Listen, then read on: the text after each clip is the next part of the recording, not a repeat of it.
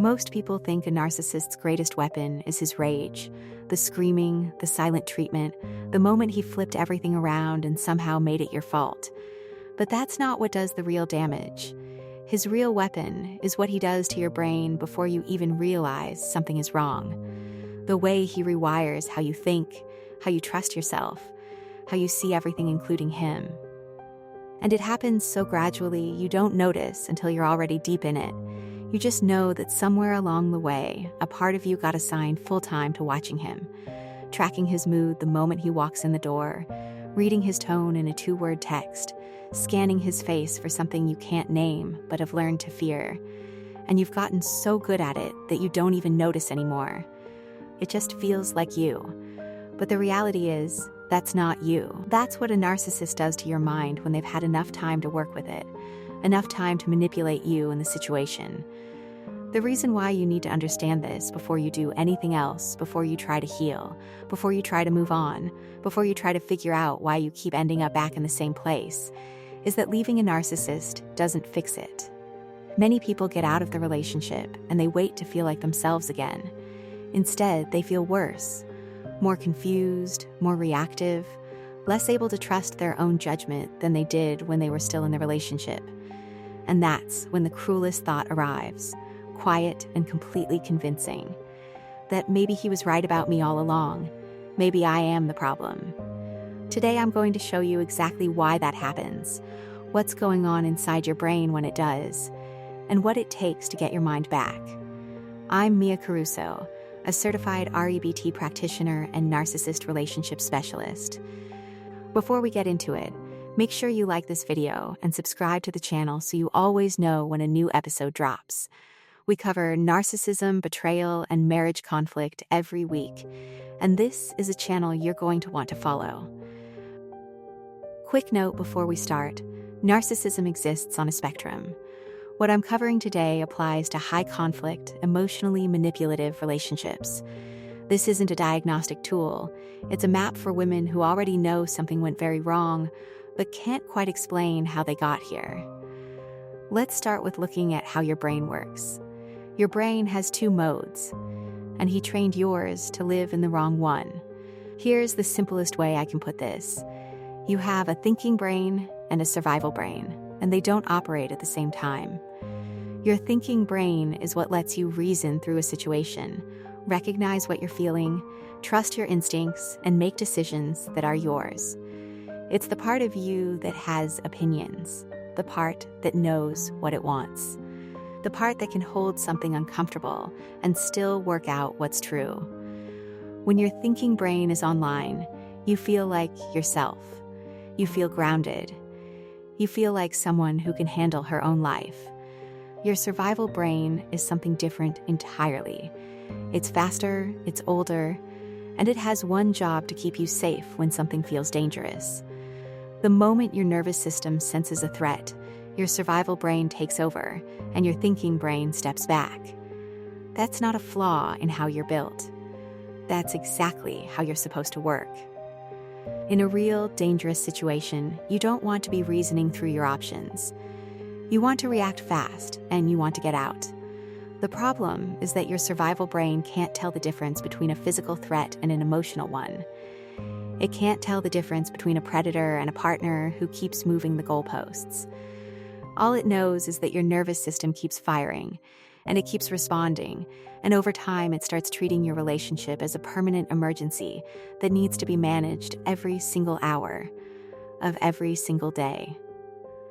That's when something I call the brain shift happens, and once it does, it changes the way you think, the way you remember things, and the way you see yourself, not just inside the relationship, but in every area of your life. Here's what the brain shift feels like when you're inside it. You stop trusting your own read on situations. Something happens, and instead of your first thought being that was wrong or that hurt, your brain goes straight to what did I do to cause that? It's not because you're a pushover or because you don't have standards. It's because your survival brain has been trained to look for what you could have done differently.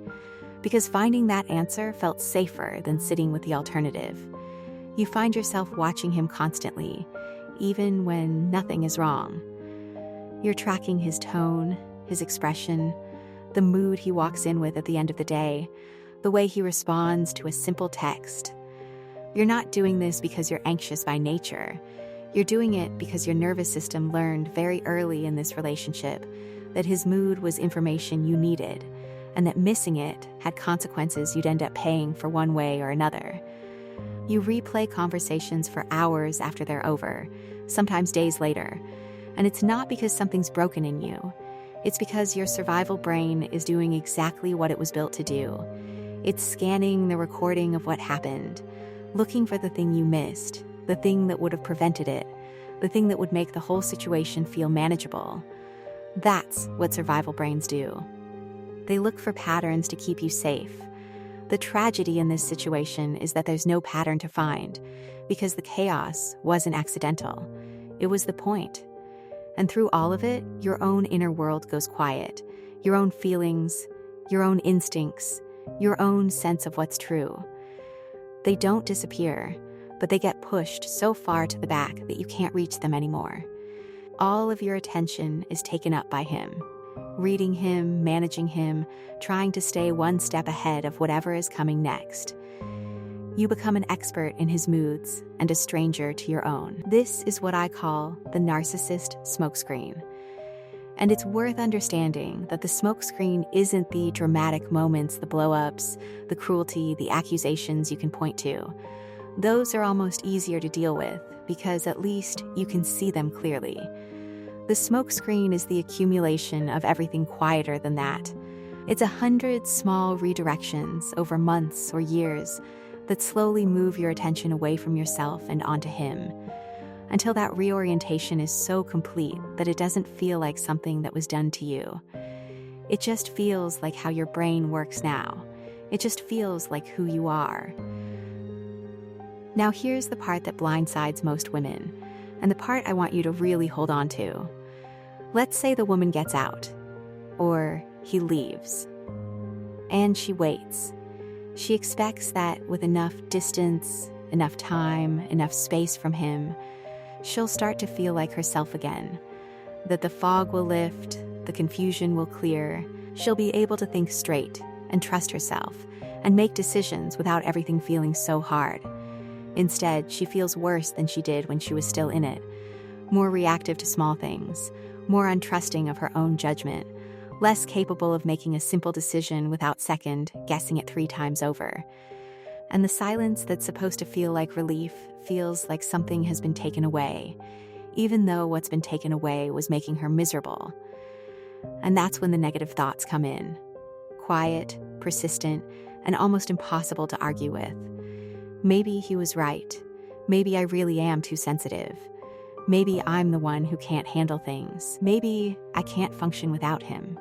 That thought isn't the truth, but it feels like the truth because her survival brain is still running the exact same loop it's been running for months. Her brain doesn't know the relationship is over. It was trained over a long period of time to operate in survival mode, and that training doesn't stop because he's gone. The threat detection system he helped build is still running. It's still scanning, still filtering everything she thinks and feels and perceives through a program that was built for a relationship that no longer exists. That's why women who understand everything, who've read every book, who can name every tactic, who can explain gaslighting and Darvo and love bombing in detail, still find themselves unable to trust their own instincts in daily life. Because understanding what was done to you and recovering from what was done to you are 2 completely different things. You can't read your way out of a nervous system that's been running on high alert for years. Knowledge helps you name it, but it doesn't undo the rewiring. So what does recovery from the brain shift actually take? It's not more research into who he is and why he did what he did. If understanding him were enough to free you, you'd already be free. Most women who find me have spent months dissecting the narcissist in their life, and what they've found is that the more they understand him, the more trapped they feel because understanding him doesn't give them themselves back. Getting your thinking brain back online requires something more deliberate than that. It requires going into the thought patterns that formed inside the relationship, the reflexes, the default interpretations, the way you've been trained to read every situation through a lens of what could go wrong, and rebuilding them from the ground up. It requires teaching your nervous system that it's safe to think clearly again, safe to trust what you feel, safe to make a decision without running it through a filter that was built by someone who didn't have your best interests at heart. That's not a fast process, but it's a real one, and it works. When it does work, there's a point where something changes. You stop being inside the fog and you start being able to observe it from the outside. You can look back at what happened and recognize it for what it was, without being pulled back under by the memory of it. You can see what he did clearly. And more importantly, you can see that none of it was evidence of something fundamentally broken in you. That's what I call the glass wall. You're no longer inside the confusion. You're on the other side of it. And from there, everything looks different. Getting to the glass wall takes a structured process, not just awareness. Awareness is where it starts, and the process is what gets you there. So here's what I want you to hold on to after this. If you've been foggy, confused, unable to trust your own instincts, unable to make a decision without enormous effort that isn't who you are, and it isn't who you've always been. That's what happens to a brain that's been living in survival mode for too long, in a relationship that kept it there on purpose. You didn't lose yourself because something was fundamentally wrong with you. You lost yourself because your nervous system was doing exactly what it was built to do, in an environment that gave it no safe place to land. The fact that you're here trying to understand what happened to you means your thinking brain is already reaching for solid ground. And if you're ready for the next step, to break free from a narcissist's control, let me guide you.